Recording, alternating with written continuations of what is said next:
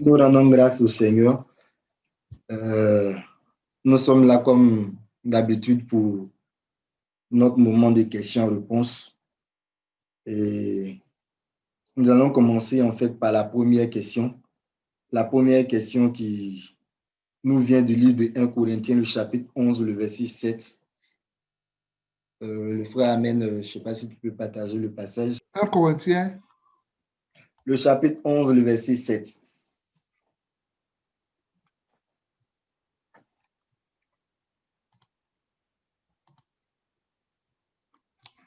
L'homme ne doit pas se couvrir la tête, puisqu'il est l'image et la gloire de Dieu, tandis que la femme est la gloire de l'homme. Que le Seigneur nous bénisse. Et donc, la question du frère ou de la sœur, c'est de savoir, à la lumière de la parole et selon le verset, comment peut-on expliquer le fait que la femme soit la gloire de l'homme? Est-ce que ça met en relief la responsabilité de l'Église envers le Christ? Donc, le frère ou la sœur voudrait savoir, par rapport à ce passage, est-ce que ça met en relief la relation entre la responsabilité de l'Église envers le Christ et puis pourquoi la femme est la gloire de l'homme? Donc, s'il y a des frères et des sœurs qui ont quelques interventions à faire sur ce passage, sinon par rapport à ce que l'Esprit de Dieu leur donne de comprendre, ils peuvent prendre le micro et nous donner cette lumière-là qui vient de Dieu. Que le Seigneur nous bénisse. Je dépose le micro. Amen. Amen. Frère JP. Amen. Bon. Que le Seigneur soit béni. Amen, amen. Je vais me jeter. D'accord. En fait, ce que je l'ai dit déjà, c'est que il y a certains passages de l'Écriture comme ça qui font l'objet de beaucoup de, je dirais pas polémiques, parce que normalement, la parole de Dieu ne doit pas être sujet de polémique. Parce que le Seigneur, il parle dans un langage. Et le langage du Seigneur est quelque chose que ses enfants doivent comprendre. Et à travers beaucoup d'images, à travers beaucoup de paraboles, le Seigneur transmet un message, transmet un enseignement.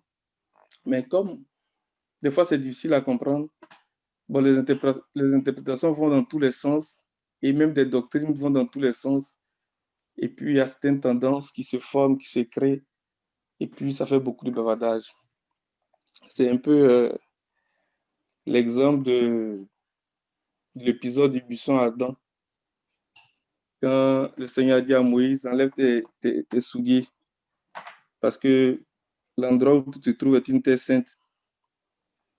Et on sait qu'il y a des gens qui ne portent pas chaussures. Comme le dit le frère Alain, il faut venir au Canada, ici, à Québec, en hiver, et puis tu vas porter chaussures, on va voir. Que ça nous aide. Quand je regarde le verset 7 qu'on vient de partager là, il dit l'homme ne doit pas se couvrir la tête puisqu'il est l'image et la gloire de Dieu, tandis que la femme est la gloire de l'homme. En effet, l'homme n'a pas été tiré de la femme, mais la femme a été tirée de l'homme. Et l'homme n'a pas été créé à cause de la femme, mais la femme a été créée à cause de l'homme. C'est pourquoi la femme, à cause des anges, doit avoir sur sa tête une marque de l'autorité dont elle dépend. Toutefois, dans le Seigneur, la femme n'est point sans l'homme, ni l'homme sans la femme. Amen. L'explication du verset 7 nous est donnée quasiment du verset 8 au verset 11, on va dire, mais précisément verset 8 et verset 10, parce qu'il y a en effet, il y a c'est pourquoi. Alors, quand je regarde le verset 7, qui dit que l'homme ne doit pas se couvrir la tête puisqu'il est l'image et la gloire de Dieu. Donc déjà, c'est de savoir, ou bien c'est de se poser la question de savoir, mais quand le Seigneur parle de l'image et de la gloire de Dieu, de quoi est-ce qu'il parle? Amen. De quoi est-ce qu'il parle? Dans 2 Corinthiens 4, quand on parle de l'image et de la gloire de Dieu, de quoi est-ce qu'on parle? Du verset 1 au verset 4. Mais c'est le verset 4 qui va nous donner l'élément de réponse. Et on va prendre aussi Colossiens 1, le verset 15. Pour aller chercher à comprendre la pensée du Seigneur lorsqu'il parle de son image, lorsqu'il parle de sa gloire. Colossiens 1, verset 15. Et puis on va prendre aussi Hébreux chapitre 1. Et après on va prendre Genèse chapitre 1, verset 26 au verset 27. Pour nous amener à saisir vraiment dans le langage de la prophétie. Lorsque le Seigneur parle de son image, de quoi est-ce qu'il parle? Il faut que ce soit des choses vraiment qui soient très claires dans notre esprit. Amen. Amen. Amen. Tu peux nous aider, s'il te plaît. 2 Corinthiens 4, à partir du verset 1 jusqu'au verset 4. 4. Mais c'est le verset 4 qu'on recherche. C'est pourquoi, ayant ce ministère selon la miséricorde qui nous a été faite, nous ne perdons pas courage. Nous rejetons les choses honteuses qui se font en secret.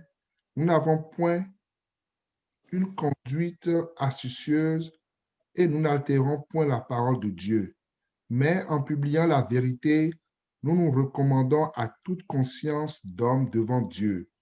Si notre évangile est encore voilé, il est voilé pour ceux qui périssent. Verset 4. Pour les incrédules dont le Dieu de ce siècle a aveuglé l'intelligence, afin qu'ils ne vissent pas briller la splendeur de l'évangile de la gloire de Christ, qui est l'image de Dieu.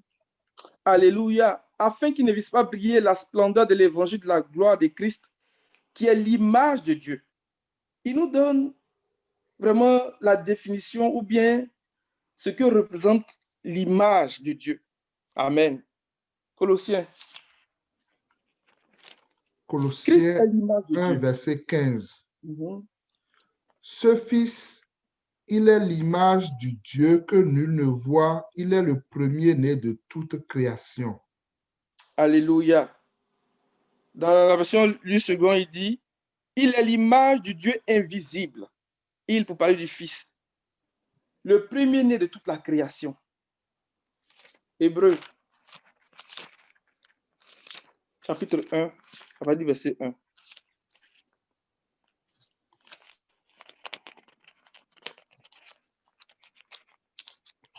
Après avoir autrefois, à plusieurs reprises et de plusieurs manières, parlé à nos pères par les prophètes, Dieu, dans ces derniers temps, nous a parlé par le Fils qu'il a établi héritier de toutes choses, par lequel il a aussi créé le monde, et qui, étant le reflet de sa gloire et l'empreinte de sa personne, et soutenant toutes choses par sa parole puissante, a fait la purification des péchés et s'est assis à la droite de la majesté divine dans les lieux très hauts. Lis le verset 4 et puis on va finir. Je continue? Oui, au verset 4. Devenu d'autant supérieur aux anges qu'il a hérité d'un nom plus excellent que le leur. Alléluia.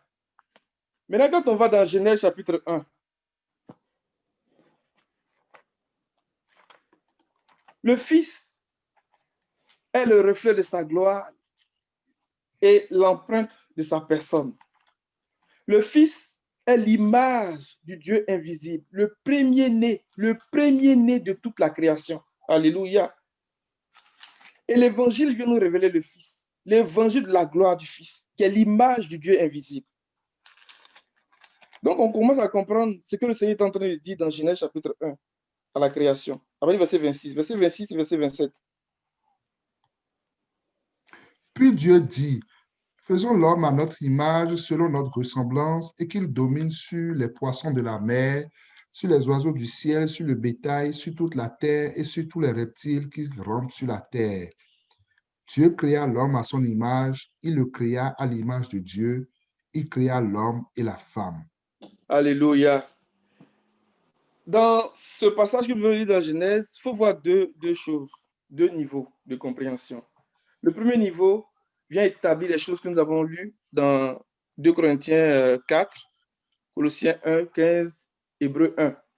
Pour dire que dans la pensée de Dieu, lorsqu'il a dit « Faisons l'homme à notre image, selon notre ressemblance », il voyait le Fils. Ça, c'est la première chose. Mais pour nous donner la possibilité de saisir un peu sa pensée, ou bien de saisir ce que Dieu est en train de faire, il va créer l'homme. Mais cet homme-là, la Bible dit qu'il est l'image de la vraie image. Il n'est pas l'exacte représentation, il n'est pas la vraie image, mais il est l'image de Christ, il est l'image de Dieu. Mais il est une image photocopie, il est l'ombre de la vraie image. C'est ce qui se traduit par le selon notre ressemblance. Selon notre ressemblance. Amen. Romains 5, verset 14. Donc, Adam est l'image de Christ. L'homme, Adam, que Dieu a créé au début, c'est l'image de la vraie image. Il n'est pas l'exacte représentation. Il n'est pas la vraie image, mais il est une copie, il est une imitation. Un peu comme quand le Seigneur a dit à Moïse, regarde et fais d'après le modèle qui t'est montré sur la montagne. Alléluia. Et Moïse a reproduit, il a fait l'image du vrai sanctuaire, du véritable tabernacle, qui n'est pas de cette création. C'est un peu comme ça que Adam, Dieu a créé Adam. Il est l'image de la vraie image. Et c'est ce que Paul nous explique dans Romains 5, à partir du verset 14. Cependant, la mort régnait depuis Adam jusqu'à Moïse, même sur ceux qui n'avaient pas péché, par une transgression semblable à celle d'Adam, lequel est la figure de celui qui devait venir. Alléluia. Dans la version seconde 21, par exemple, il va dire lequel est l'image de celui qui devait venir. Donc, quand on lit Genèse 1, il faudrait que nous ayons ces choses aussi à l'esprit. La vraie image dans la pensée de Dieu, c'est Christ, c'est le Fils. Alléluia. Mais il a fait venir Adam, qui est l'homme terrestre d'abord, pour nous donner des éléments de compréhension, ou bien un moyen un peu pour saisir un peu ce qu'il est en train de faire. Adam était l'image de celui qui devait venir, c'est-à-dire Christ. Amen. Alors, donc on revient dans le verset 7 de 1 Corinthiens 11 là. Il dit l'homme ne doit pas se couvrir la tête puisqu'il est l'image de la gloire de Dieu. Alléluia. Donc Adam, si on revient par rapport à tout ce qu'on a dit, Adam est l'image. Il n'est pas l'exacte représentation, mais il est l'image. Mais qu'est-ce que Dieu veut enseigner à travers ça? C'est-à-dire que la femme est la gloire de l'homme. On va le voir. Donc il commence à expliquer. Au verset 8, il dit en effet, l'homme n'a pas été tiré de la femme, mais la femme a été tirée de l'homme. Ça nous rappelle l'épisode de Genèse 2, quand on va aller lire ça aussi. À partir du verset 18. On va aller étape par étape. L'Éternel Dieu dit, il n'est pas bon que l'homme soit seul. Je lui ferai une aide semblable à lui. Alléluia. Je lui ferai une aide semblable à lui. Et on sait comment Dieu a fait. Il a endormi Adam et il a pris une de ses côtes et il a formé Ève. Alléluia. Et Adam qui a profité pour dire, cette fois-ci, voici celle qui est os de mes os et la chair de ma chair. C'est ça que Paul a rappelé ici. On continue encore au verset 9. Et l'homme n'a pas été créé à cause de la femme, mais la femme a été créée à cause de l'homme. C'est pourquoi la femme, à cause des anges, doit avoir sur la tête une marque de l'autorité dont elle dépend. Mais qu'est-ce que les anges viennent faire dans cette histoire?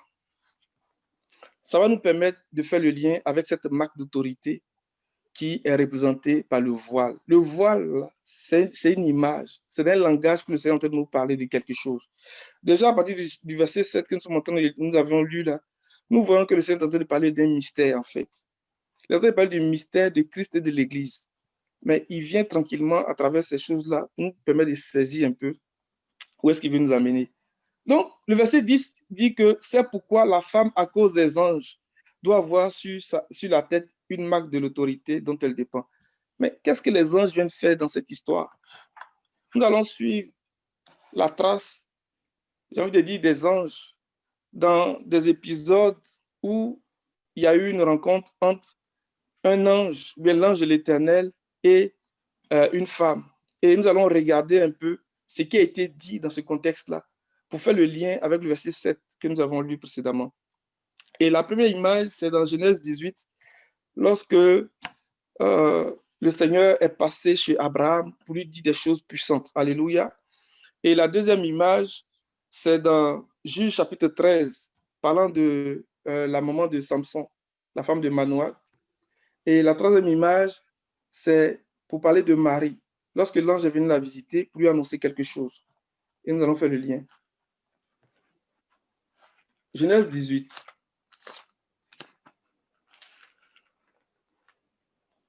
À partir du verset 10.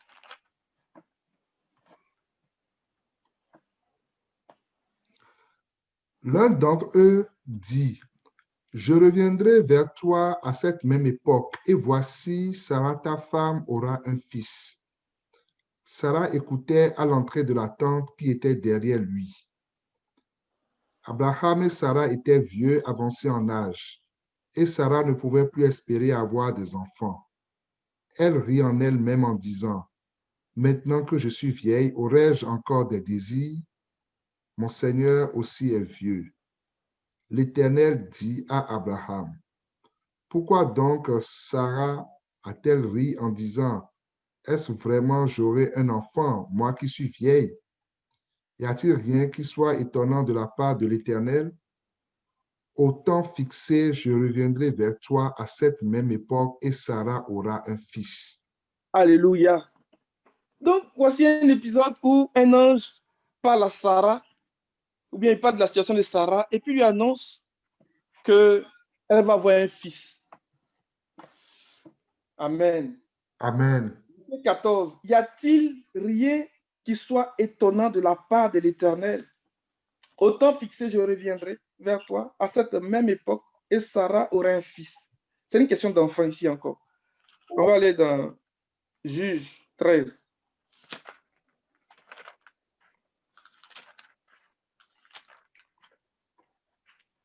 C'est un peu long. On va lire du verset 1 au verset 6. Et puis on va sauter pour aller au verset 8. Verset 1 au verset 6. Les enfants d'Israël firent encore ce qui déplaît à l'Éternel, et l'Éternel les livra entre les mains des Philistins pendant 40 ans. Il y avait un homme de Tsoréa de la famille des Danites et qui s'appelait Manoach. Sa femme était stérile et n'enfantait pas. Un ange de l'Éternel apparut à la femme et lui dit, voici, tu es stérile et tu n'as point d'enfant. Tu deviendras enceinte et tu enfanteras un fils. Maintenant, prends bien garde, ne bois ni vin ni liqueur forte et ne mange rien d'impur, car tu vas devenir enceinte et tu enfanteras un fils. Le rasoir ne passera point sur sa tête parce que cet enfant sera consacré à Dieu dès le ventre de sa mère, et ce sera lui qui commencera à délivrer Israël de la main des Philistins. La femme alla dire à son mari, un homme de Dieu est venu vers moi, et il avait l'aspect d'un ange de Dieu, un aspect redoutable. Je ne lui ai pas demandé d'où il était, et il ne m'a pas fait connaître son nom. Verset 8. Manoach fit cette prière à l'Éternel. Ah Seigneur, que l'homme de Dieu que tu as envoyé vienne encore vers nous et qu'il nous enseigne ce que nous devons faire pour l'enfant qui naîtra. Amen. Et qu'il nous enseigne ce que nous devons faire pour l'enfant qui naîtra.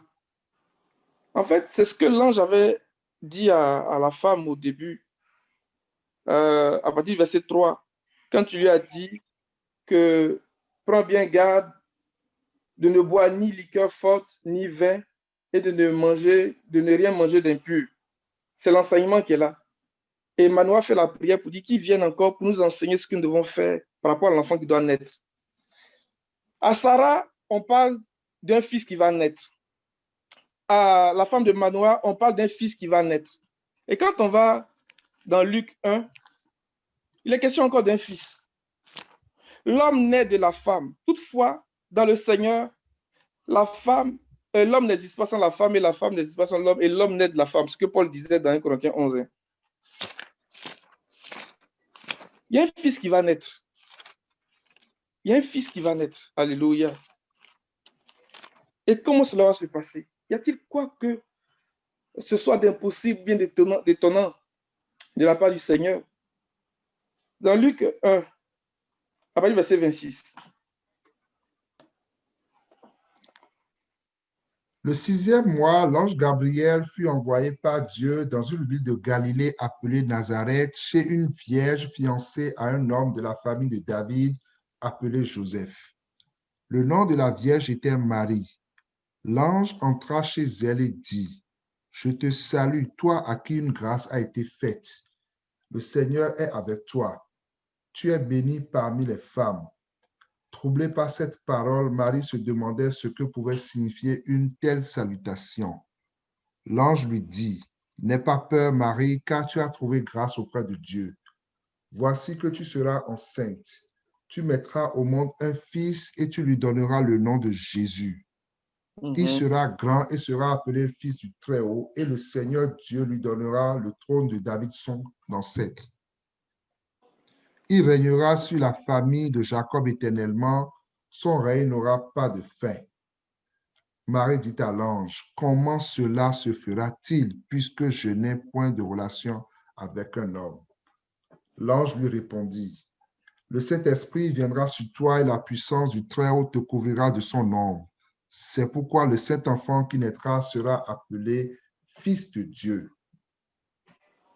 Voici qu'Élisabeth, ta parente, est elle aussi devenue enceinte d'un fils dans sa vieillesse. Celle que l'on appelait la stérile est dans son 6e mois. En effet, rien n'est impossible à Dieu. Marie dit, « Je suis la servante du Seigneur, que ta parole s'accomplisse pour moi. » Et l'ange la quitta. Alléluia. Dans tout ce que nous sommes en train de lire à travers les 3 récits de Sarah, la femme de Manoah, et puis de Marie ici, on ne voit nulle part où il a été question d'un voile. Mais ce qui ressort dans ces 3 récits, c'est l'enseignement au sujet d'un fils qui doit naître. Alléluia. Et lorsque l'apôtre Paul commence à présenter le sujet, dans le verset 7 de 1 Corinthiens 11, c'est clair pour nous qu'il parle du mystère de Christ et de l'Église. Et de ce mystère-là, il doit se passer quelque chose. Il doit avoir la naissance d'un fils qu'on appelle le fils mâle. Alléluia. Donc, ça nous projette dans Apocalypse chapitre 12. Et là, nous allons faire le lien avec la marque de l'autorité. Quand on regarde la métaphore de Apocalypse chapitre 12, là, on décrit cette femme-là qui était enceinte, ou bien qui est enceinte. Il ne faut pas que je... On va lire ça. La marque de l'autorité, là, il faudrait qu'on sorte. Ce que je veux dire, c'est que le Seigneur nous ouvre la compréhension pour qu'on voit plus qu'un simple voile physique. La marque de l'autorité, c'est la doctrine du Seigneur. La marque de l'autorité, c'est vraiment la couronne de 12 étoiles que l'Église, qui est l'épouse du Seigneur, qui est vraiment cette femme-là qui est, comme l'apôtre Paul dit là, qui est la chair et qui est faite de la même chair et des mêmes os que le Seigneur. L'apôtre Paul dit ce mystère est grand. Alléluia. On va le lire dans Apocalypse chapitre 12. À partir du verset 1. Verset 1. Un grand signe parut dans le ciel. Une femme enveloppée du soleil, la lune sous ses pieds et une couronne de 12 étoiles sur sa tête. Elle était enceinte et elle criait, étant en travail et dans les douleurs de l'enfantement. Alléluia. C'est un grand signe. Elle était enceinte, enveloppée du soleil, la lune sous ses pieds et une couronne de 12 étoiles sur sa tête. La couronne de 12 étoiles, là, c'est la marque de l'autorité du Seigneur que l'Église doit avoir pour que cet enfant-là puisse naître. Et la Bible nous dit que c'est l'enseignement des apôtres et des prophètes. Les apôtres et les prophètes là, ont été établis dans l'Église comme autorité. Alléluia. pour instruire l'Église, pour préparer l'Église, jusqu'à ce que le Fils mâle naisse. Je vais reprendre un peu le verset de 1 Corinthiens 11 là.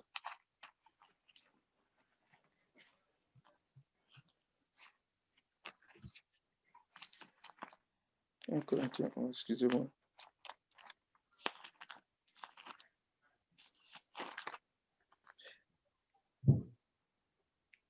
« 1 Corinthiens 11, verset 11. Toutefois, dans le Seigneur, la femme n'est point sans l'homme, ni l'homme sans la femme. » Alléluia. Le verset 10 dit que, non, le verset 9 dit que « Et l'homme n'a pas été créé à cause de la femme, mais la femme a été créée à cause de l'homme. » La femme a été tirée de l'homme, mais dans le Seigneur, l'homme n'existe pas sans la femme et la femme n'existe pas sans l'homme. Que le nom du Seigneur soit béni. Amen. La marque de l'autorité que la femme doit avoir sur la tête, c'est l'enseignement. Cet enseignement qui est nécessaire, cet enseignement qui est capital pour que le fils mâle qui va venir là, celui qui va commencer à délivrer Israël de l'oppression des Philistins, cet enseignement est nécessaire. Et cet enseignement ne doit pas être corrompu par tout ce qui est souillé, par tout ce qui est impur. Et c'est l'enseignement des apôtres et des prophètes qui vient nous édifier, qui vient nous donner vraiment de grandir et d'atteindre la mesure de la stature parfaite de Christ. Dans 1 Corinthiens 12, le verset 28, il y a le verset 27, il dit, vous êtes le corps de Christ et vous êtes ses membres, chacun pour sa part. Dieu a établi dans l'Église, premièrement, des apôtres, secondement, des prophètes, troisièmement, des docteurs, ensuite, ceux qui ont les dons des miracles, puis ceux qui ont les dons de guérir, de secourir, de gouverner, de parler diverses langues.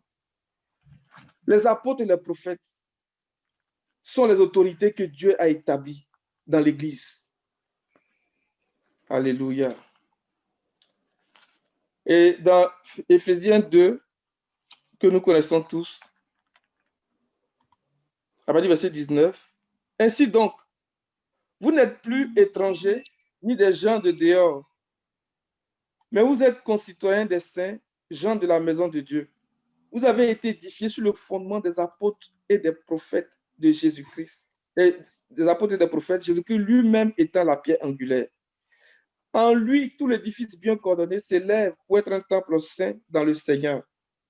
En lui, vous êtes aussi édifiés pour être une habitation de Dieu en esprit.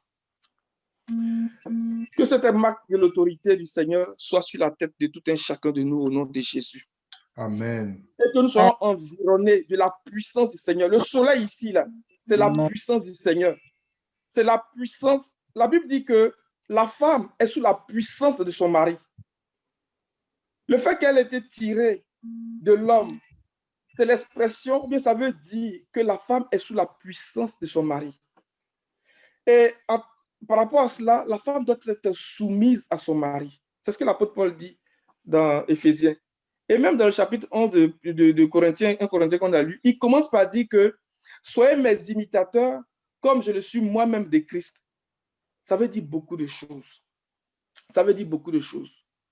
Et nous devons vraiment imiter le Seigneur. Nous devons nous soumettre au Seigneur. Il dit que la femme se soumette en toutes choses à son mari. Et le mari, il va prendre soin de sa femme. Comment? Éphésiens.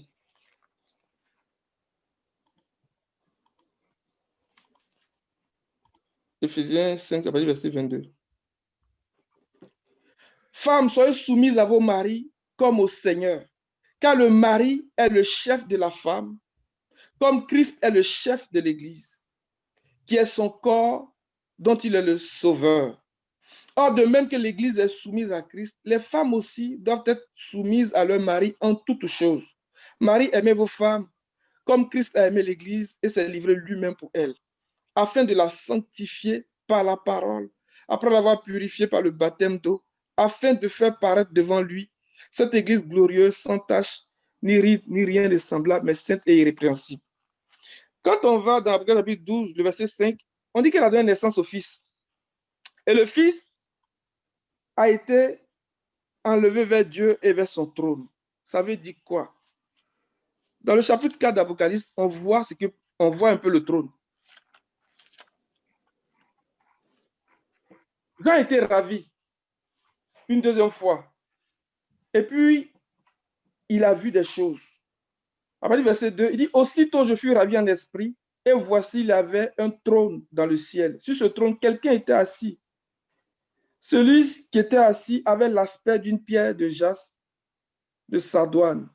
Et le trône était environné d'un arc-en-ciel semblable à de l'émeraude. Alléluia. Autour du trône, je vis 24 trônes, et sur ces trônes, 24 vieillards assis revêtus de vêtements blancs, et sur leur tête, une couronne d'or pur. Que le nom du Seigneur soit béni pour sa parole. Amen. Lui qui était assis là, sur le trône, c'est le Fils. C'est le Fils de la droite du Père. Alléluia. C'est le Fils. C'est celui qui a vaincu. C'est parce qu'il a vaincu, comme il est dit à l'église de Laodicée, verset 21, après 3, celui qui vaincra, je le ferai asseoir avec moi sur mon trône, comme j'ai vaincu et me suis assis avec mon Père sur son trône. Celui qui était sur le trône, c'est le Fils qui a vaincu. Et cette même description du verset 3 d'Apocalypse, là, la Bible dit que dans Apocalypse chapitre 21, que la femme, là, elle rayonnait de la gloire de Christ. Je vais lire ça aussi. Après verset 10. Après verset 10. Et il me transporta en esprit sur une grande et haute montagne. Et il me montra la ville sainte Jérusalem qui descendait du ciel d'auprès de Dieu, ayant la gloire de Dieu. Son éclat était semblable à celui d'une pierre très précieuse, d'une pierre de jaspe transparente comme du cristal. Alléluia. Elle rayonnait de la gloire de Dieu lui-même. 1 Corinthiens 11 qu'on a lu, il dit que l'homme est l'image de la gloire de Dieu et la femme est la gloire de l'homme. Et c'est à cela que le Seigneur est en train de nous conduire. Mais pour qu'on puisse arriver à ça, il faut que la femme, qui est l'Église, ait cette marque de l'autorité de son mari. Il faut qu'elle ait cette couronne de 12 étoiles sur sa tête parce qu'il y a un fils qui doit naître. Alléluia. Il faut qu'elle ait cette marque de l'autorité dans la soumission, dans la consécration, en étant nourrie des paroles du Seigneur. Parce qu'il dit qu'il a nourri et il en prend soin. Mais ce n'est pas sa parole. Il la purifie par sa parole. Il la prépare par sa parole. Il fait tout par sa parole. C'est l'enseignement du Seigneur. C'est la doctrine du Seigneur.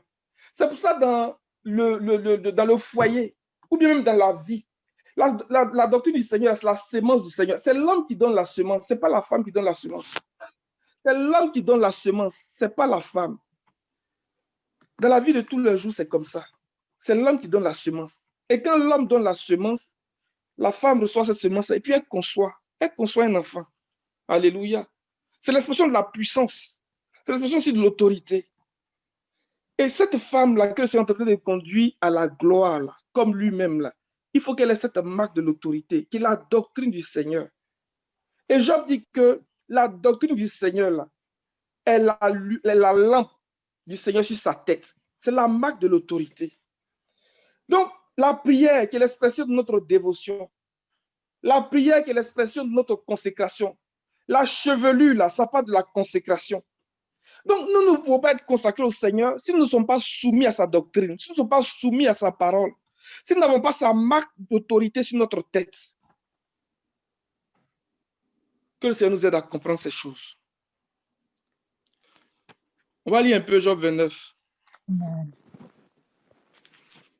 Donc, les arguments de il ne faut pas porter voile, il ne faut pas porter chaussures. Le Seigneur, il parle à travers un langage. Des fois, ce n'est pas évident. Mais ça prend qu'on s'asseye et qu'on croise les Écritures, qu'on lise, on relise ce que le Seigneur a dit. Parce que c'est ce que le Seigneur dit là, c'est ça qui est la vérité. Les polémiques autour là, c'est pas ça. Et malheureusement, le langage du Seigneur n'est pas accessible à tous. C'est ça le problème. Et donc, il y a des doctrines qui foisonnent de partout. Et il y a des choses qui se passent. Et quand tu en parles, ça devient discussion. Ce n'est pas discussion. Il faut que l'Église ait la marque de l'autorité de Christ sur sa tête. Il faut que l'Église ait cette couronne de 12 étoiles sur sa tête. C'est la marque de l'autorité du Seigneur. Je ne suis même pas en train de parler de la vie de tous les jours. Je suis en train de parler vraiment de ce mystère-là. Pour qu'on puisse rentrer dans la gloire, c'est ça. Job 29.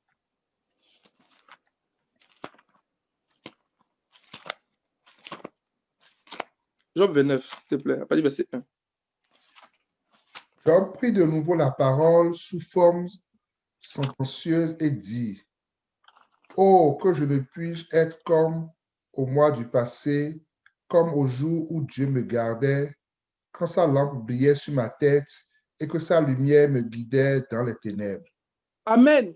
Il dit, quand sa lampe brillait sur ma tête, c'est la marque de l'autorité du Seigneur, les amis. Et que sa lumière me guidait dans les ténèbres. C'est la doctrine du Seigneur qui est la lumière. Et c'est cette marque d'autorité-là que l'Église doit avoir. L'apôtre Paul présente ça comme un voile parce qu'il parle des réalités que les gens vivaient et puis il amène des choses. Mais dans cette réalité-là, il commence à parler des mystères. Quel est le rapport entre voile et puis le fait que l'homme est la gloire de Dieu et puis la femme est la... Mais il est en train de parler du mystère de Christ et de l'Église. La doctrine du Seigneur est notre marque d'autorité, est la marque de l'autorité du Seigneur sur notre tête. Elle est la lumière du Seigneur sur notre tête. C'est elle qui nous guide. Et c'est elle qui va venir nous transformer, qui va venir nous configurer. La Bible dit que tout ce qui est exposé à la lumière finit par devenir lumière. Alléluia. Alléluia. Amen. Parce qu'il faut que le Fils naisse. Dans le Seigneur, l'homme n'existe pas sans la femme. Alléluia. Tout vient de Dieu. La femme a été tirée de l'homme, mais l'homme naît de la femme. Il y a un fils qui doit naître. Mais c'est ça. À Sarah, il a dit, y a-t-il quoi que ce soit de trop difficile? À la femme de Manoah, Manoah dit, qui vient nous enseigner? Il parle de la doctrine du Seigneur, il parle de l'enseignement du Seigneur. Et Marie dit que la puissance de Dieu te couvrira de son ombre. Et le Saint-Esprit viendra sur toi. Pour que l'enfant qui va naître là, il soit appelé fils de Dieu. Que le Seigneur nous bénisse. Dans le livre de Nombres, le Seigneur présente différents cas de femmes mariées et de femmes non mariées, je dis de jeunes filles. Il dit, lorsque la femme est mariée et qu'elle fait un vœu au Seigneur, son mari a l'autorité d'annuler ce vœu-là ou de l'approuver. Alléluia. Mais lorsque la femme n'est pas mariée, c'est son père qui a cette autorité-là sur elle, de dire, ah, ce que ma fille a dit, bien le vœu qu'elle a fait là, moi je valide ou bien j'annule ça. Alléluia. Ce sont des images que le Seigneur a commencé à nous a données pour comprendre vraiment cette autorité-là, qui est comme une marque, qui est comme un voile sur la tête de la femme, mais qui représente aussi la soumission et tout ce qu'on sait par rapport à toutes ces choses-là. J'ai beaucoup parlé. Je vais m'arrêter là. Et puis, s'il y a des questions par rapport à ça, le Seigneur va nous éclairer. Alléluia. Mais que cette marque de l'autorité du Seigneur soit sur notre tête comme une couronne au nom de Jésus. Amen. Amen. La puissance du Seigneur nous environne comme le soleil. La puissance du Seigneur. Le Seigneur, en tout cas, je m'arrête là. Seigneur nous bénisse. Amen. Merci, Frère Dupé, pour ta contribution. Y a-t-il d'autres contributions sur ce passage-là?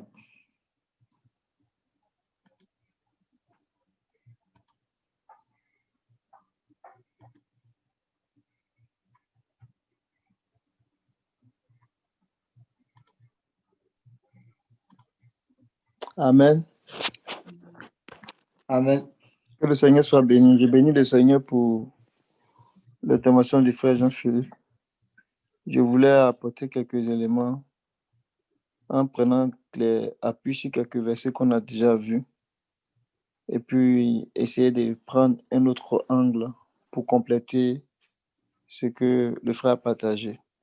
Si on revient dans 1 Corinthiens, le verset qu'on a lu, on nous dit que 1 Corinthiens 11, verset 7 là. L'homme ne doit pas se couvrir la tête puisqu'il est l'image et la gloire de Dieu, tandis que la femme est la gloire de l'homme. Amen.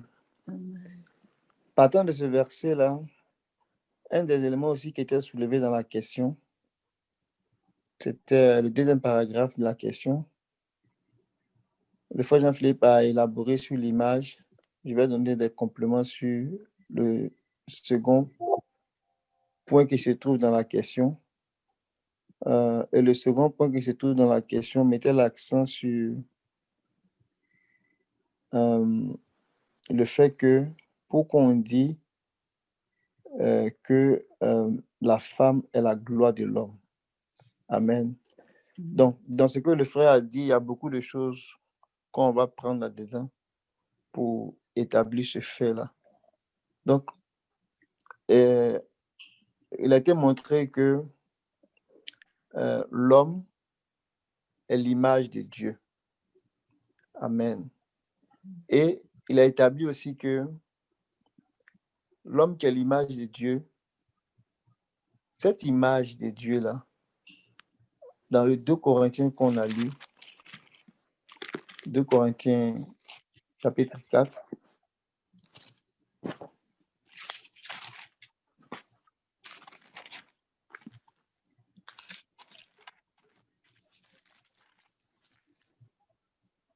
le verset 2 Corinthiens chapitre 4, verset 4, on a vu aussi que la bonne nouvelle de la gloire du Christ qui est l'image de Dieu.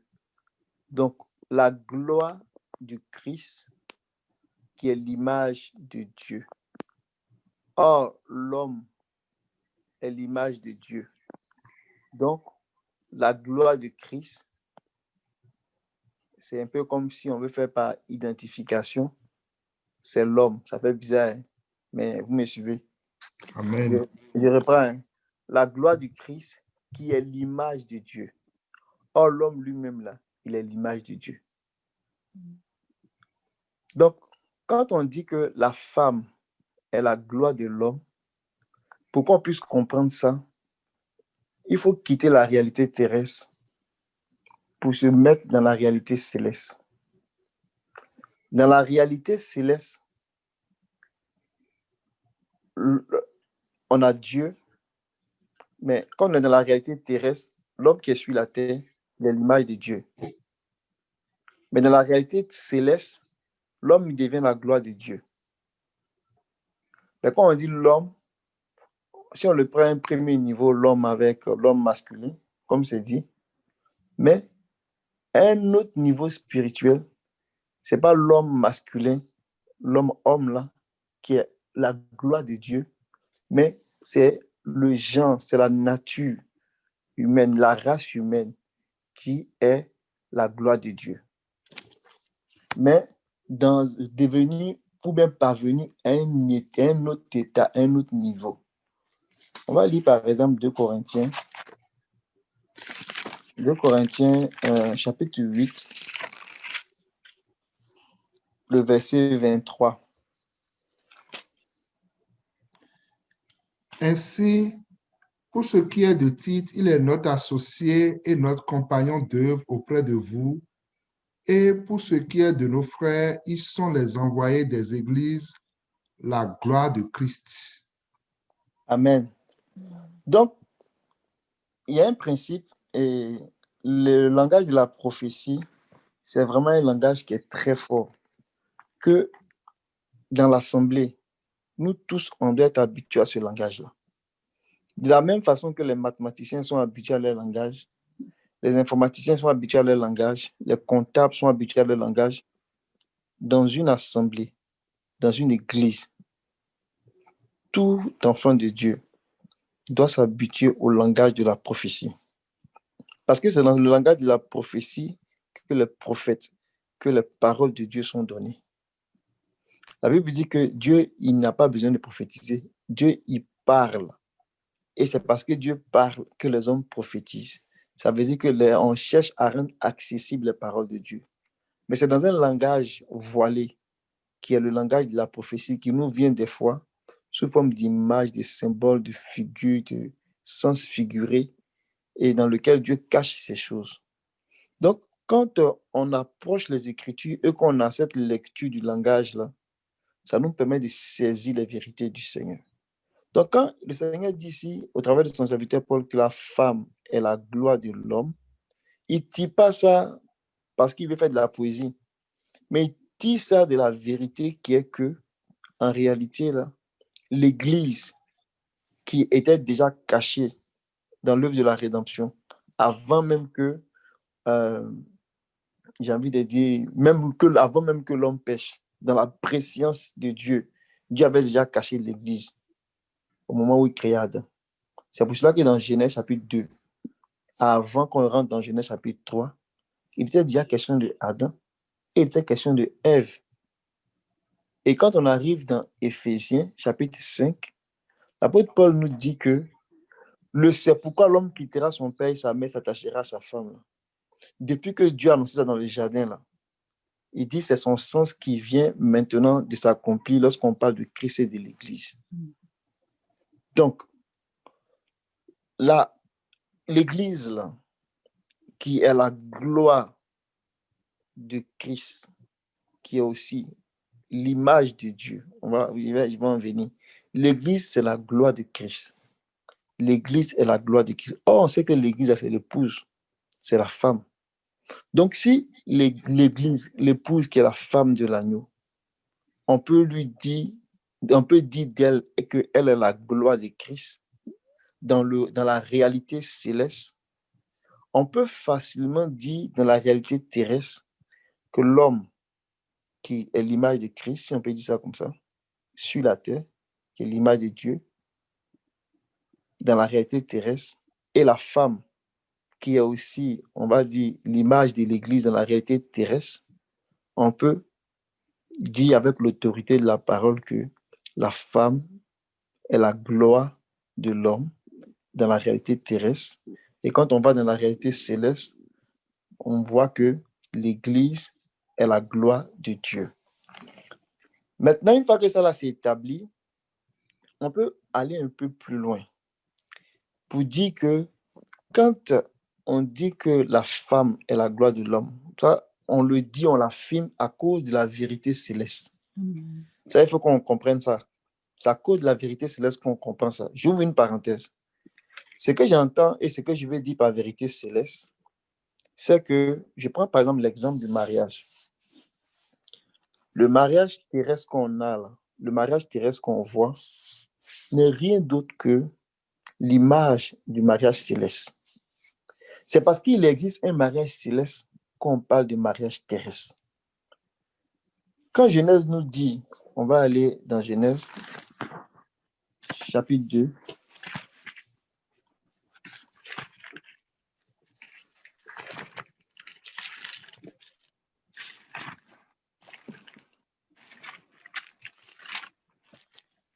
le verset 23 à 24. Et l'homme dit, voici cette fois celle qui est os de mes os et chair de ma chair. On l'appellera femme, parce qu'elle a été prise de l'homme. C'est pourquoi l'homme quittera son père et sa mère et s'attachera à sa femme et ils ne deviendront une seule chair. Amen. Ce verset-là, comme je le disais tantôt, là, quand on regarde bien, là, il se trouve dans Genèse chapitre 2. Ils n'avaient même pas encore péché. Et quand on arrive dans Éphésiens 5,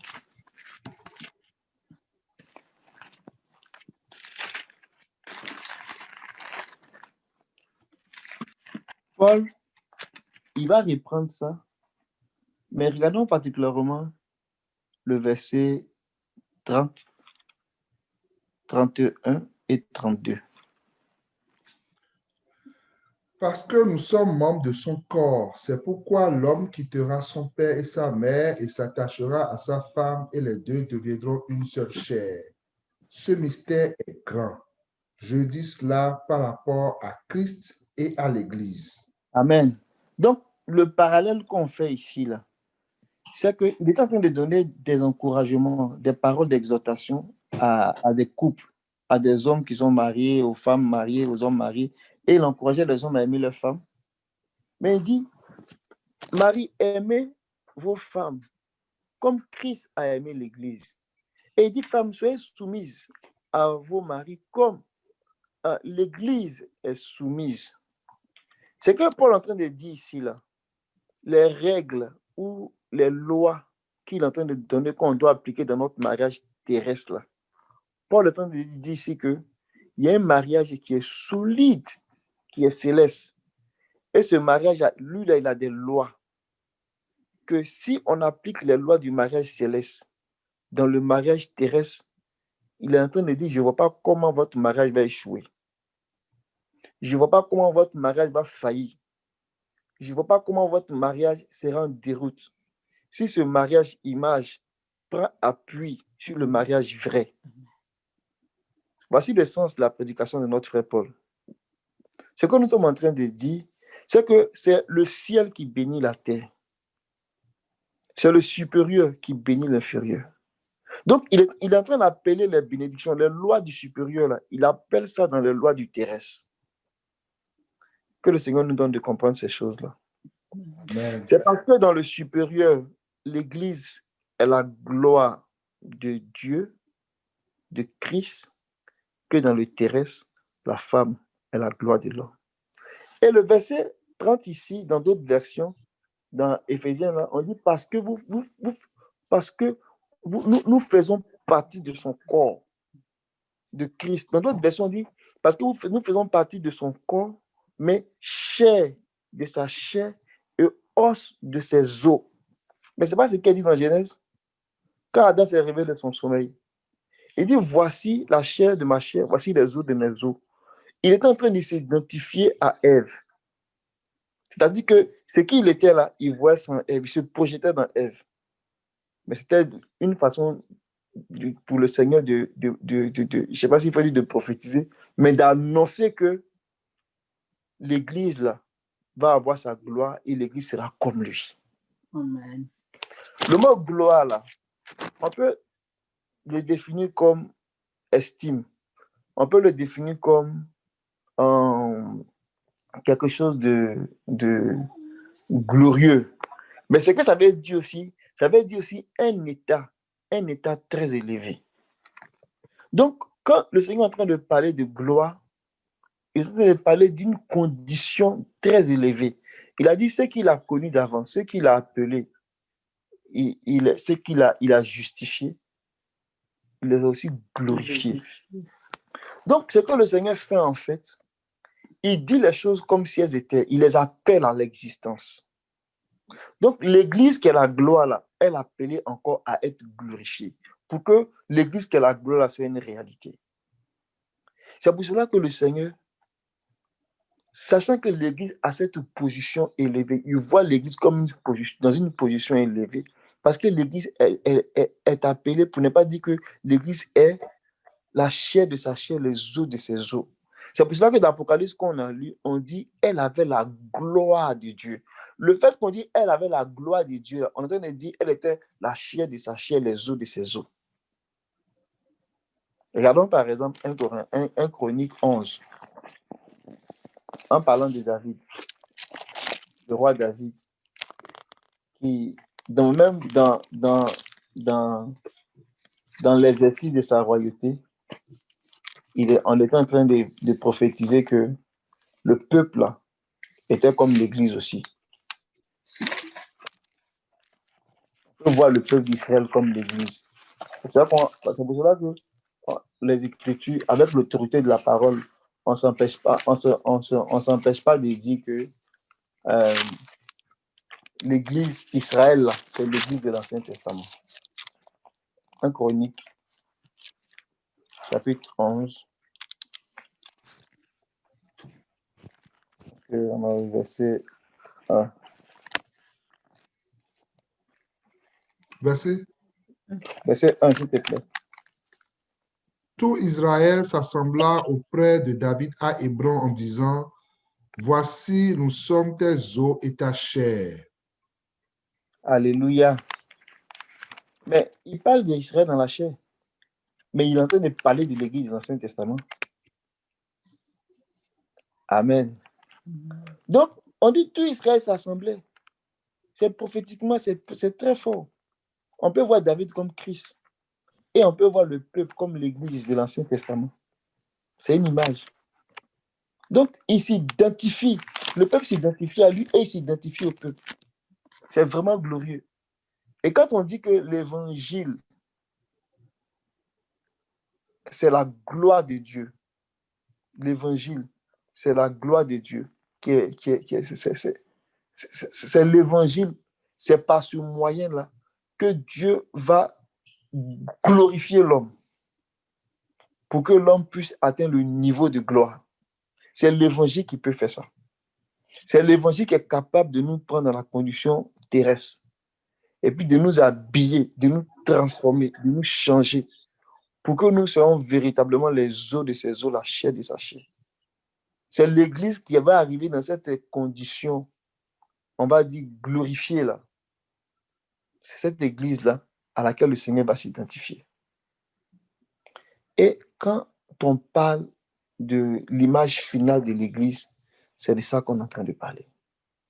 Le Seigneur est en train de faire un travail afin que tout ce qu'il est là, que l'Église soit cette chose, soit exactement ça. C'est pour cela que je vais terminer dans 2 Thessaloniciens. 2 Thessaloniciens, je crois.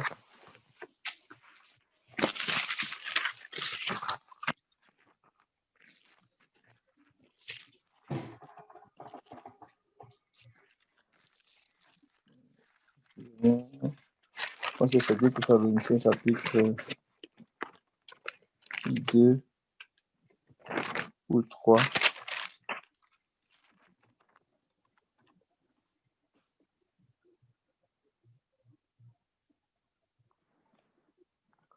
Ou bien c'est 1, excusez-moi. On parle de la gloire.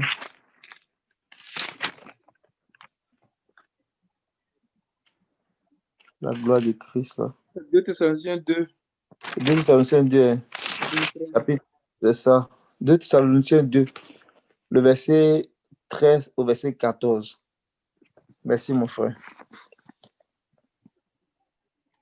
Pour nous, frères bien-aimés du Seigneur, nous devons à votre sujet rendre continuellement grâce à Dieu parce que Dieu vous a choisi dès le commencement pour le salut par la sanctification de l'Esprit et par la foi en la vérité.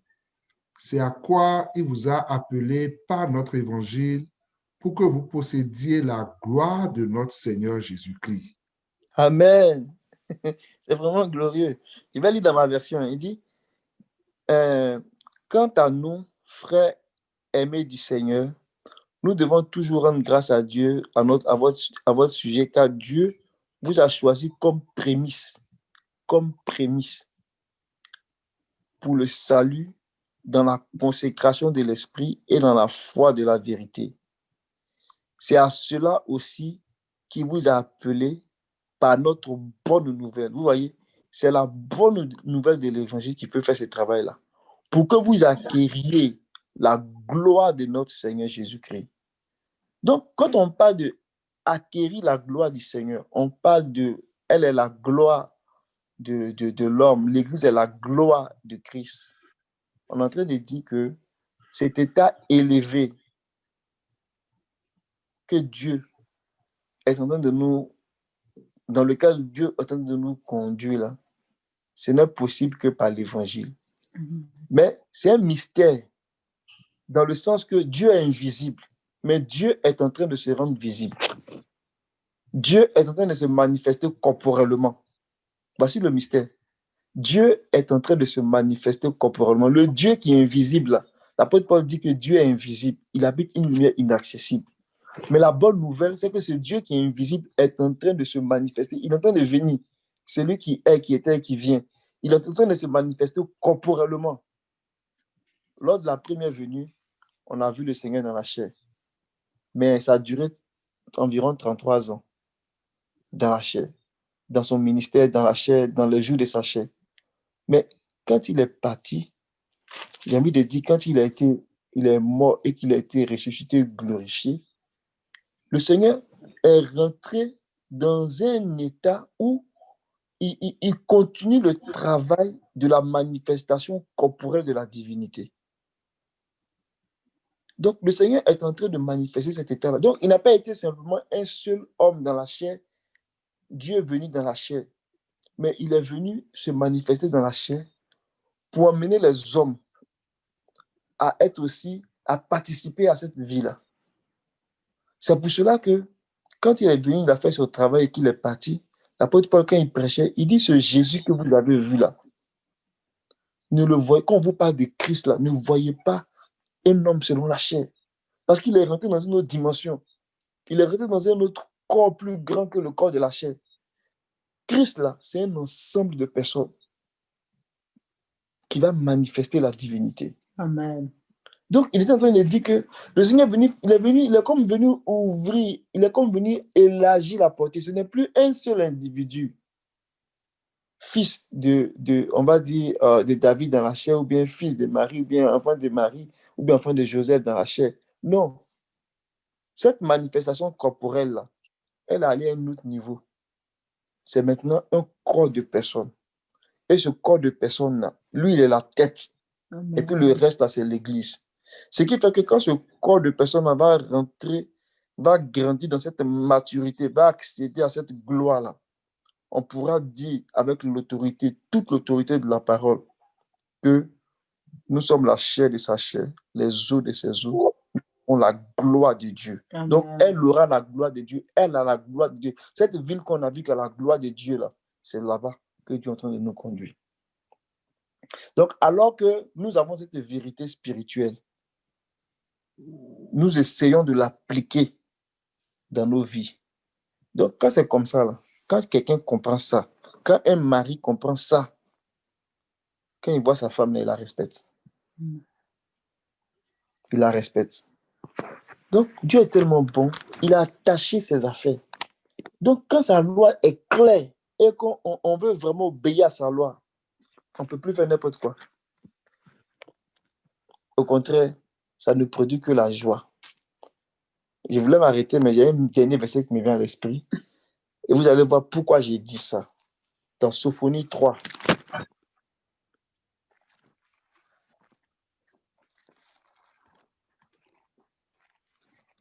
Là, qui vont se permettre de frapper leurs femmes, d'insulter leurs femmes. Ceux qui n'ont rien compris. Si elle a la gloire, là, tu peux même pas dire ça. C'est pas possible. C'est pas possible. C'est pour cela que pour nous qui avons la connaissance de la vérité, que le Seigneur fasse que cette connaissance-là devienne expérience. Amen. Et qu'on la vive et qu'on l'expérimente. Amen. Amen. Et ce que je suis en train de dire, je le dis pour les hommes, mais il y a aussi des choses glorieuses pour les femmes. Amen. Mais comme les femmes sont à l'honneur, à cause du verset qui dit que la femme est la gloire de l'homme, donc on va se limiter à ce périmètre-là. Dans Sophonie 3, le verset 16, verset 16 au verset 17. En ce jour-là, on dira à Jérusalem, ne crains rien, Sion, que tes mains ne s'affaiblissent pas. L'Éternel, ton Dieu, est au milieu de toi comme un héros qui sauve. Amen. Il fera de toi sa plus grande joie. Il gardera le silence dans son amour. Il aura pour toi des transports d'allégresse. Alléluia. Amen. Je vais lire dans ma version ici. On dit, en ce jour-là, on dira à Jérusalem, n'aie pas peur. Sion, ne perds pas courage. On sait que c'est un autre nom. Jérusalem, Sion. C'est aussi un autre nom de l'église. Amen. Donc, en même temps qu'on parle aux femmes, on parle à l'église. Donc, on parle à tout le monde. C'est merveilleux. Il dit, en ton sein, le Seigneur, ton Dieu, est un héros sauveur. Amen. Il fera de toi sa plus grande joie. Amen. Il gardera le silence dans son amour et il poussera des cris d'allégresse à ton sujet. Parce que l'Église est la gloire de Dieu. Amen. Donc, dans d'autres versions, on dit il fait des acclamations à notre sujet. Donc, le Seigneur, il nous voit vraiment dans un état élevé. Parce que nous sommes la chair de sa chair, les os de ses os. Nous sommes identifiés à lui. Et c'est ça qu'il est en train de faire. C'est ça que le Seigneur est en train de faire. En tout point pour qu'on lui ressemble. Que le nom du Seigneur soit béni. Amen. Amen. Merci beaucoup, frère Alain, pour ta contribution.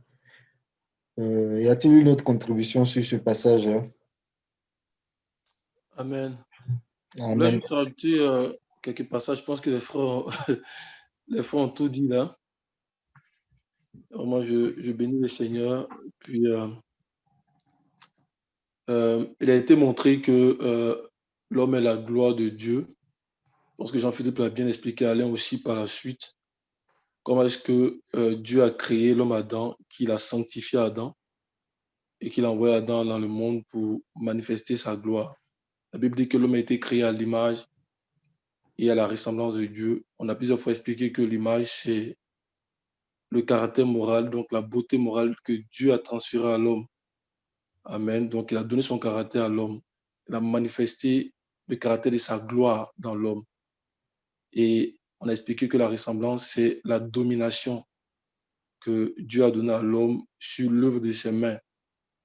Et il a dit que je te donne domination sur les bêtes des champs, sur tout ce que j'ai créé. Amen. Et par la suite, quand on va lire en fait dans Hébreu, l'apôtre Paul va nous enseigner qu'en fait, Adam n'était que l'image de celui qui devait venir. Elle a dit, créons l'homme à notre image, c'est qu'il y a une réalité de cette image-là. L'apôtre Paul va nous enseigner qu'en fait, Adam n'était que l'image de celui qui devait venir, c'est-à-dire Christ lui-même. Et dans Hébreu 2, versets 7 à 8, par exemple, versets 7 à 9, je ne vais pas trop perdre le temps là-dessus, je vais juste passer Hébreu 2, versets 7 à 9. Tu as abaissé pour un peu de temps, tu l'as abaissé pour un peu de temps au-dessous des anges, tu l'as couronné de gloire et d'honneur, tu as mis toutes choses sous ses pieds. En effet, en lui soumettant toutes choses, Dieu n'a rien laissé qui ne lui fût soumis. Cependant, nous ne voyons pas encore maintenant que toutes choses lui soient soumises.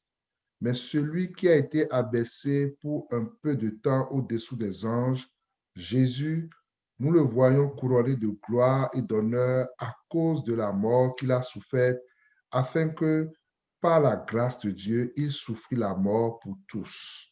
Amen. Donc nous voyons qu'en fait, Adam n'était que l'image de celui qui devait venir. C'est pour cela que dans Genèse chapitre 1, verset 31, la Bible dit que Dieu vit que tout ce qu'il a créé était bon. On n'a pas dit très bon, on dit bon. Amen. Donc Adam n'était que l'image de celui qui devait venir. Et c'est en Christ que tout a été soumis. C'est en Christ que toute chose a été soumise, en fait, soumise. Et c'est pourquoi que quand Christ lui-même va venir, lui-même la réalité qui vient là, il va dire dans Jean 10, verset 36, on peut regarder Jean 10, verset 36. Jean 10, verset 36.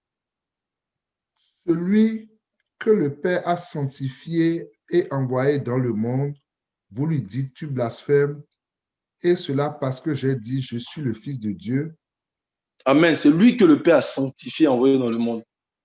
Donc, le premier Adam qui était sanctifié et envoyé dans le monde n'était qu'une image du véritable que Dieu allait sanctifier et envoyer dans le monde, c'est-à-dire le Fils de Dieu. Amen. C'est pour cela que le verset que Jean-Philippe a touché dans Hébreu 3 qui dit qu'il est le reflet de sa gloire et l'empreinte de sa personne. Donc, le Fils, qui est la gloire de Dieu, est venu pour manifester la gloire du Dieu invisible, est venu pour révéler la gloire du Dieu invisible. Amen. Et ça, ça a été bien expliqué. Après, on a vu que vraiment, la femme est la gloire de l'homme. Je pense que Genèse 2, on peut le relire encore, Genèse 2, versets 21 à 22, a été mentionné également aussi. Genèse 2, versets 21 à 22. Alors l'Éternel Dieu fit tomber un profond sommeil sur l'homme qui s'endormit. Il prit une de ses côtes et referma la chair à sa place. L'Éternel Dieu forma une femme de la côte qu'il avait prise de l'homme et il l'amena vers l'homme. Le verset 23 aussi, oui. Et l'homme dit, voici cette fois celle qui est os de mes os et chair de ma chair. On l'appellera femme parce qu'elle a été prise de l'homme. Amen. Donc, on a plusieurs fois expliqué que le profond sommeil ici, là, nous révèle la mort de Christ. Donc, Adam qui tombe dans un profond sommeil, c'est la mort de Christ.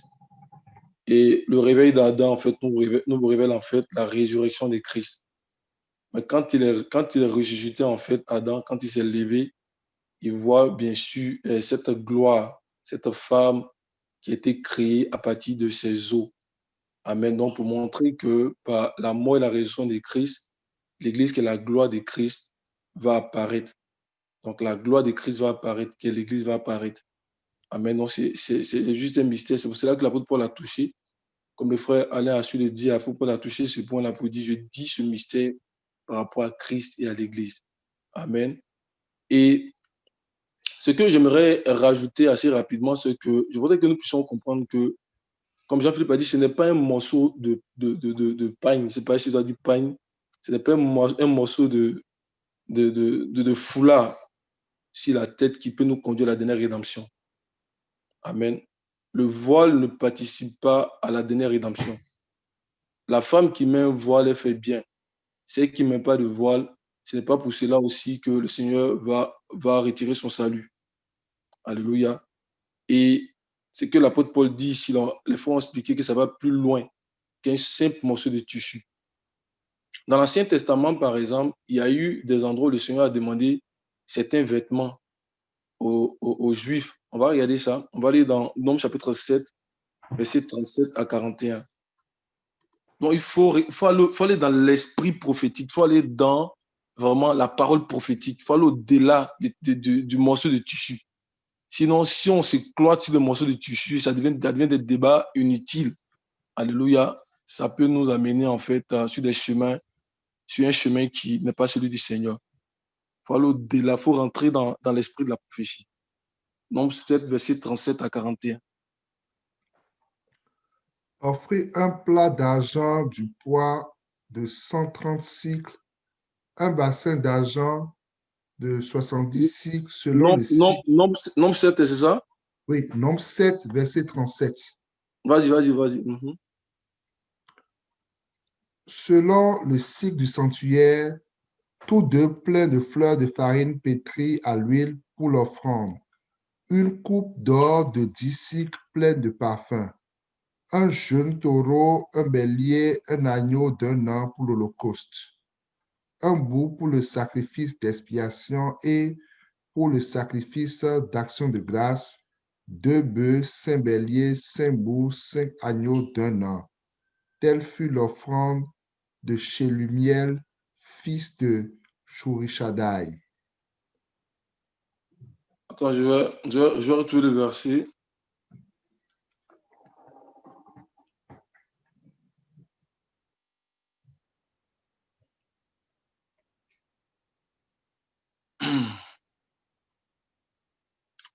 Alors, on parle vraiment de longues franges. Le Seigneur avait demandé aux Juifs de faire de longues franges. Allons dans Nombre 15 plutôt, verset 37 à 41. Il y a longtemps que j'ai vu ce passage dans mon... Oui, dans Nombre 15. Essaye de lire Nombre 15, verset 37 à 41. L'Éternel dit à Moïse, parle aux enfants d'Israël et dis-leur qu'ils se fassent de génération en génération une frange au bord de leurs vêtements et qu'ils mettent un cordon bleu sur cette frange du bord de leurs vêtements. Quand vous aurez cette frange, vous la regarderez et vous vous souviendrez de tous les commandements de l'Éternel pour les mettre en pratique, et vous ne suivrez pas les désirs de vos cœurs et de vos yeux pour vous laisser entraîner à l'infidélité. Vous vous souviendrez ainsi de mes commandements, vous les mettrez en pratique et vous serez saints pour votre Dieu. Je suis l'Éternel, votre Dieu, qui vous a fait sortir du pays d'Égypte pour être votre Dieu. Je suis l'Éternel, votre Dieu. Amen. Donc ici, le Seigneur demandait vraiment de mettre une frange au bord de leurs vêtements. Ça, c'est la recommandation du Seigneur et qui devait leur rappeler qu'ils devaient mettre en fait le commandement de Dieu en application. Amen. Mais quand le Seigneur va venir, là, effectivement, les scribes et les pharisiens, ils portaient ces vêtements-là. Ils portaient ces vêtements selon la loi du Seigneur. Regardez ce que le Seigneur va leur dire. On va aller dans Matthieu chapitre 23, verset 5. Matthieu chapitre 23, verset 5. Je vais nous amener à aller au-delà du simple morceau de tissu et de comprendre la volonté du Seigneur. Matthieu 23, à partir du verset 5. Ils font toutes leurs actions pour être vus des hommes. Ainsi, ils portent de larges phylactères et ils ont de longues franges à leurs vêtements. Continue. Ils aiment la première place dans les festins et les premiers sièges dans les synagogues. Ils aiment à être salués dans les places publiques et à être appelés par les hommes rabbi, rabbi. Mais vous ne vous faites pas appeler rabbi, car un seul est votre maître et vous êtes tous frères. Amen. Donc, on voit que ici, les scribes et les pharisiens vraiment ont adopté les recommandations du Seigneur qu'on a vues dans Nombre 15. Mais vous pouvez lire un peu leur comportement dans Matthieu 23. Regardez leur comportement. Après, le Seigneur a dit que ce sont des tombeaux blanchis. Alléluia. Il a dit que ce sont des sépulcres blanchis. Donc, malgré le vêtement qu'ils portaient, on voit les caractères qu'ils ont. C'est pour ça que je dis qu'il faut qu'on aille au-delà du simple voile. Parce qu'on peut mettre un voile et puis avoir un cœur d'épines et de ronces. Oh, que Dieu nous garde de cela. Alléluia. On va également lire dans Luc chapitre 20 verset 46 à 47. Luc 20, verset 46 à 47. Qui parle un peu de la même chose que Matthieu 23, comme il dit, voilà. Gardez-vous des scribes qui aiment à se promener en robe longue et à être salués dans les places publiques, qui recherchent les premiers sièges dans les synagogues et les premières places dans les festins, qui dévorent les maisons des veuves et qui font pour l'apparence de longues prières. Ils seront jugés plus sévèrement. Excusez-moi. Alléluia. Donc, ils portaient les longues robes. On dit ils dévorent les maisons. Ils dévorent les maisons. Alléluia. C'était une forme d'apparence. Alléluia. Que le Seigneur nous dépouille de toute apparence. Alléluia. Qu'il nous dépouille de toute apparence. Amen. Et qu'il nous aide vraiment à aller au-delà vraiment de la lettre. Vraiment, que le Saint-Esprit nous donne le cœur qu'il faut. Alléluia. Le cœur qui plaît au Seigneur. Amen. On va également lire Colossiens chapitre 2, verset 18 à 23. De ce que Paul nous enseigne et nous demande de faire beaucoup attention à l'apparence. Alléluia. Colossiens 2, verset 18 à 23.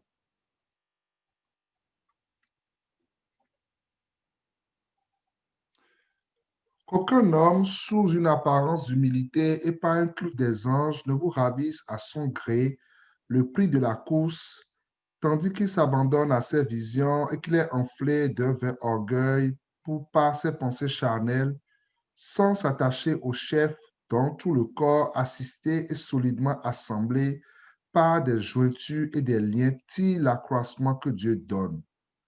Si vous êtes mort avec Christ au rudiment du monde, pourquoi, comme si vous vivrez dans le monde, vous épose-t-on ces préceptes? Ne prends pas, ne goûte pas, ne touche pas.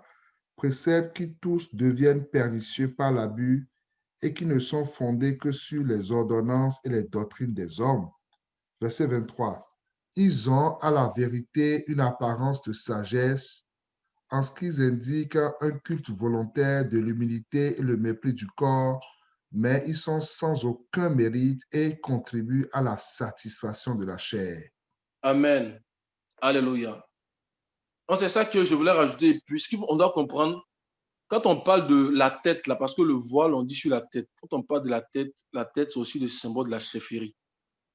Amen. C'est pour cela qu'il est fait mention de Christ comme étant le chef du corps de l'Église. Quand on lit dans Colossiens 1:18, on dit qu'il est la tête du corps de l'Église. Amen.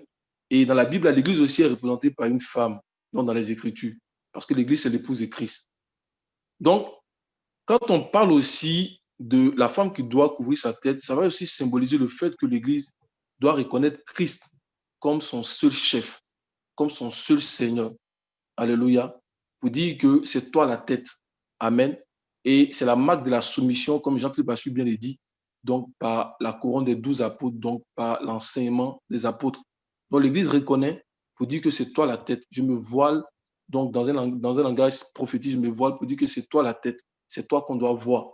C'est toi qui dois gouverner. Alléluia. Tu es la tête du corps. Amen. Parce que Christ, effectivement, il a une gloire multidimensionnelle. Il a une gloire multidimensionnelle. Et cette gloire-là, il cherche un corps de personne pour la manifester. Alléluia. De même que dans le contexte naturel, notre corps manifeste notre vie là. Christ aussi là, il cherche un corps de personne pour manifester toute sa vie. C'est pour ça qu'une seule personne ne peut pas manifester sa vie. C'est pourquoi dans la Nouvelle Alliance, on parle de corps.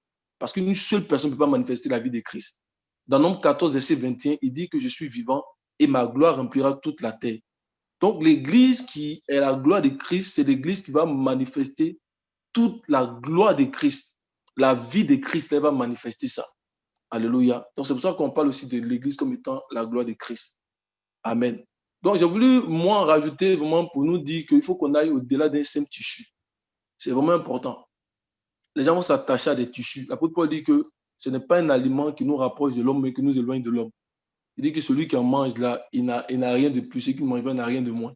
Donc au-delà de ça là, il faut qu'on aille vraiment chercher ce que l'Esprit dit et avoir un cœur d'humilité vraiment pour que le Seigneur vraiment nous exauce. Alléluia, pour que le Seigneur vraiment nous exauce. Donc les gens vont rentrer dans des débats, mais faisons vraiment attention à cela. Ce n'est pas un simple voile, ce n'est pas un simple tissu qui va nous approcher, qui va nous éloigner de Dieu. Que Dieu nous aide. Amen. Amen. Amen. Dieu te bénisse. Amen. Vraiment que Dieu nous bénisse. Le temps a avancé. Donc, on va prier le Seigneur par rapport à ce que nous avons reçu comme compréhension de ces passages-là et demander vraiment à Dieu de nous donner, d'avoir cette marque de son autorité sur nous, qui est la connaissance de sa volonté pour nous, la connaissance de sa parole, qui est aussi la vie de consécration que nous avons pour lui, qu'il puisse constamment être là en nous, nous guidant, nous dirigeant. Élevons ensemble la voix et prions le Seigneur.